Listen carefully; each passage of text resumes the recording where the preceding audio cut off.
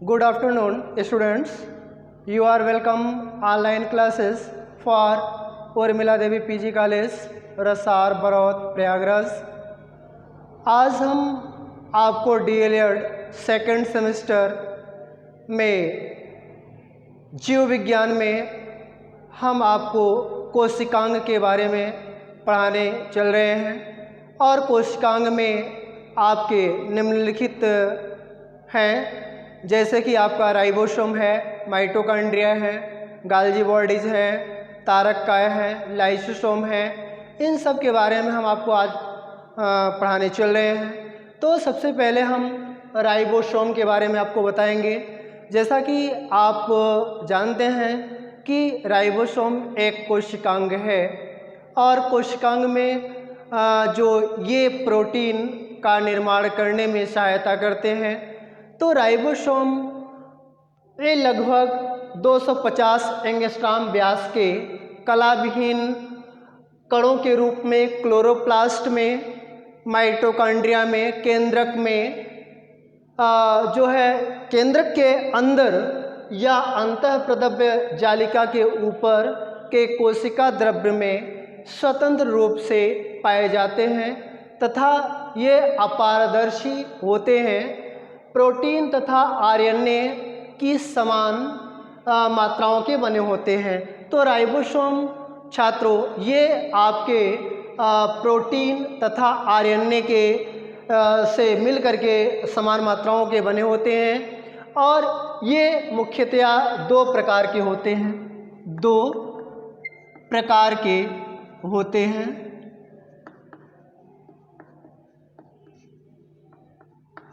पहला 70S ribosome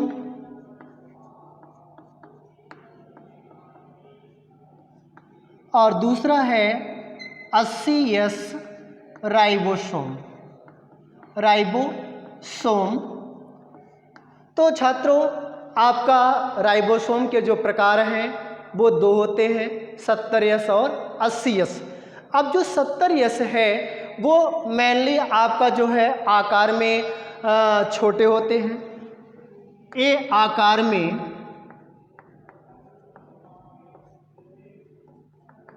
छोटे होते हैं और ये आकार में बड़े होते हैं। तो छात्रों ये तो हमारा राइबोसोम की बात है कि राइबोसोम में जो दो प्रकार हैं 70S और 80S। अब 70S और 80S में सब यूनिट होती है और ये सब यूनिट एक तरीके से हम कह सकते हैं कि यहाँ जो 70S है वो आपका 30S और आपका 50S होता है, दो होते हैं। और इसमें जो 30S जो सब यूनिट है एक तरीके से इसका जो स्ट्रक्चर है आप इस तरीके से बता सकते हैं कि ये आपका इस तरीके से, ये क्या है आपका 30S हो गया और ये आपके 50S है।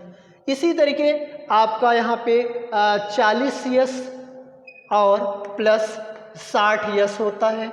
अब इसका जब स्ट्रक्चर अगर बनाते हैं तो हम दिखा सकते हैं कि यहाँ पे इस तरीके से और ये पार्ट्स होते हैं। अब यहाँ पे हम 40S कहेंगे और यहाँ पे 60S कहेंगे।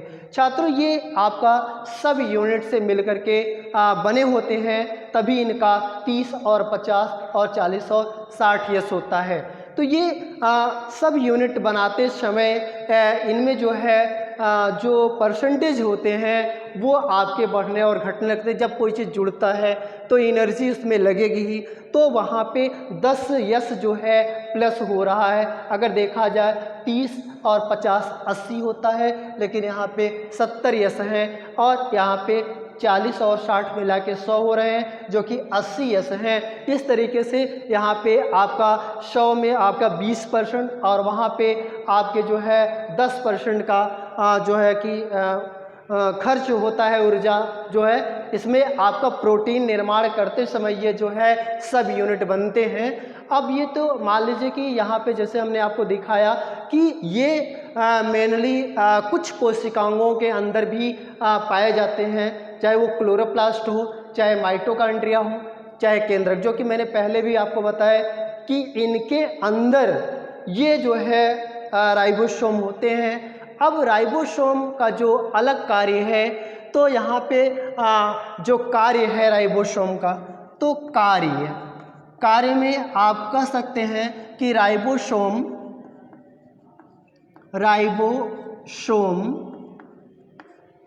प्रोटीन निर्माण करता है, प्रोटीन निर्माण करता है। राइबोसोम को कोशिका की प्रोटीन फैक्ट्री भी कहा जाता है छात्रों, राइबोसोम को कोशिका की प्रोटीन फैक्ट्री कहा जाता है। राइबोसोम को कोशिका की फैक्ट्री कहा जाता है, कोशिका की फैक्ट्री कहा जाता है। ये तो आपके राइबोसोम के कार्य हुए। जैसा कि हमने आपको पहले भी बताया कि जो राइबोसोम के जो कार्य हैं वो हमने आपको यहाँ पे बताए।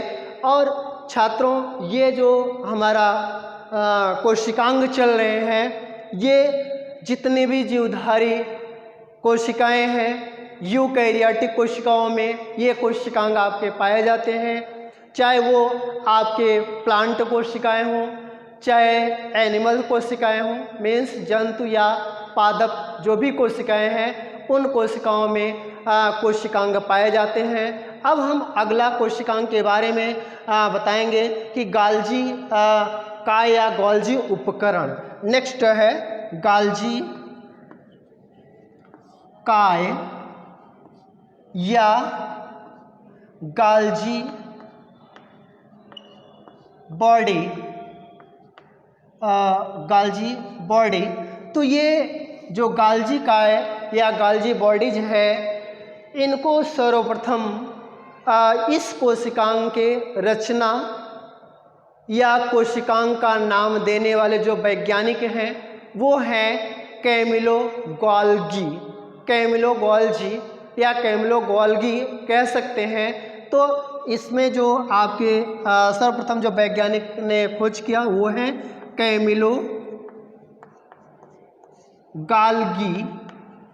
कैमिलो गाल्गी ने इस कोशिकांग का नाम दिया।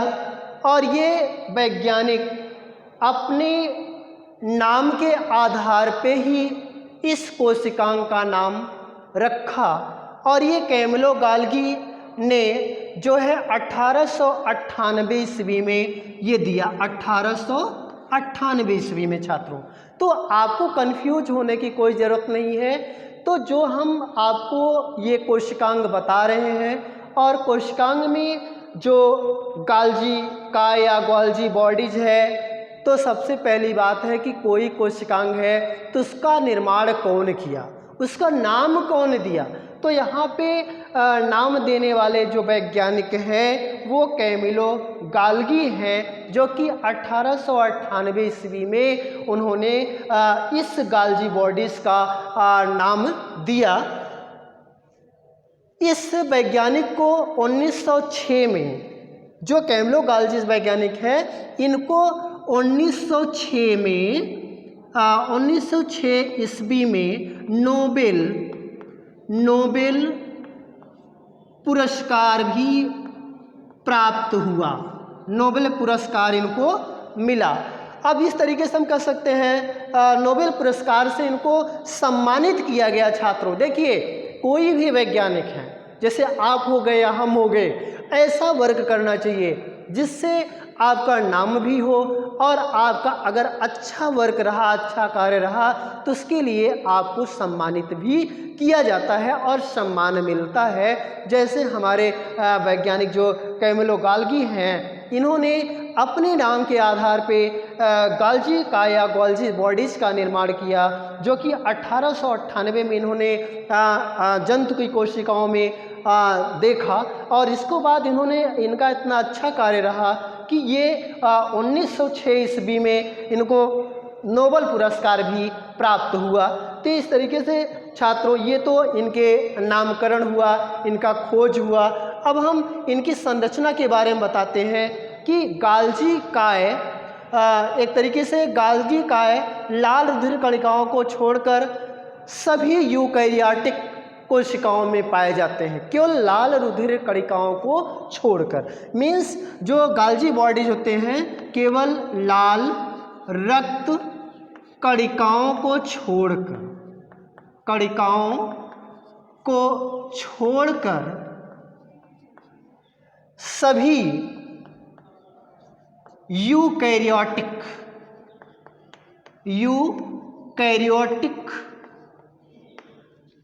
कोशिकाओं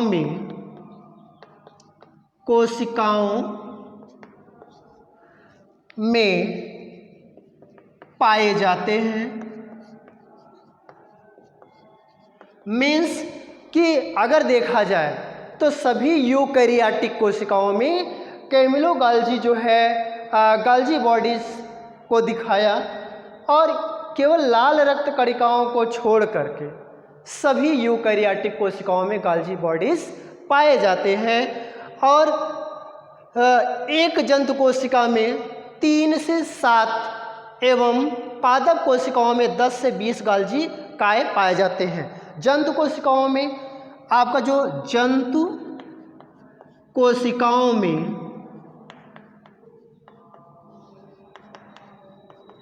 3 से 7 गाल्जी काय होते हैं, गाल्जी काय पाए जाते हैं। और पादप कोशिकाओं में छात्रों, पादप कोशिकाओं में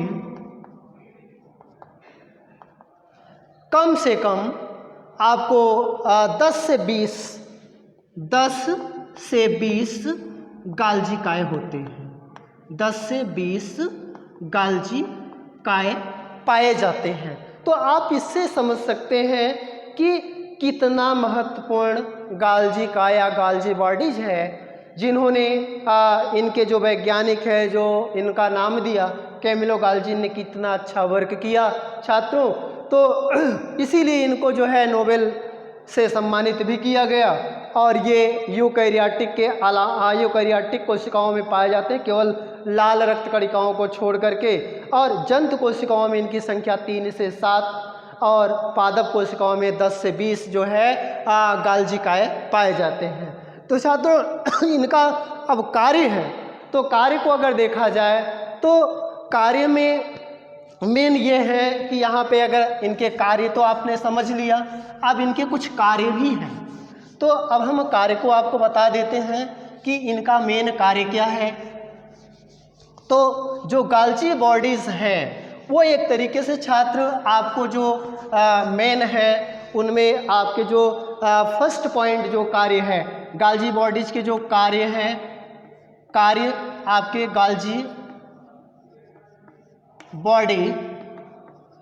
बॉडीज़ के जो कार्य हैं वो फर्स्ट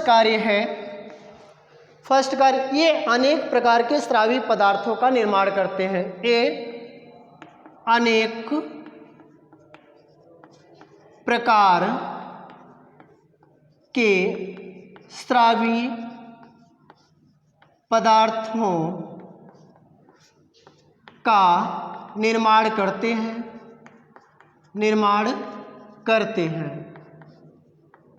सेकंड कार्य ये लाइसोसोम का निर्माण करते हैं। ये लाइसोसोम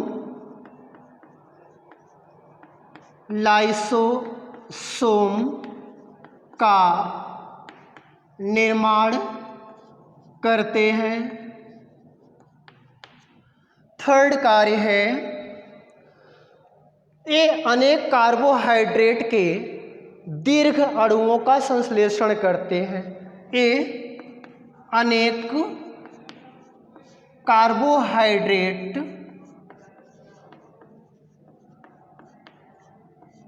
के दीर्घ अणुओं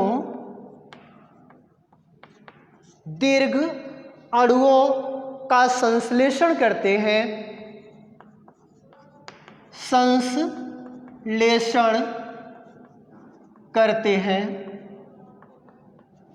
और चौथा है, अगला कार्य जो चौथा है, एक कोशिका भित्ति का निर्माण श्रावण द्वारा करते हैं।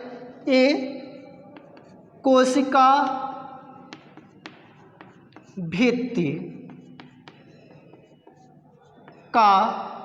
भित्ति का निर्माण श्रावण द्वारा करते हैं, निर्माण श्रावण द्वारा करते हैं। ये जो हम कार्य आपको बता रहे हैं, ये टोटल कार्य बहुत ही इम्पॉर्टेंट है, जो कि हमारे सभी यूकैरियोटिक कोशिकाओं में पाए जाते हैं। अगला कार्य है पांचवा, शुक्राणु जनन के समग्र शुक्राणु के ऊपरी भाग का निर्माण करते हैं। शुक्राणु जनन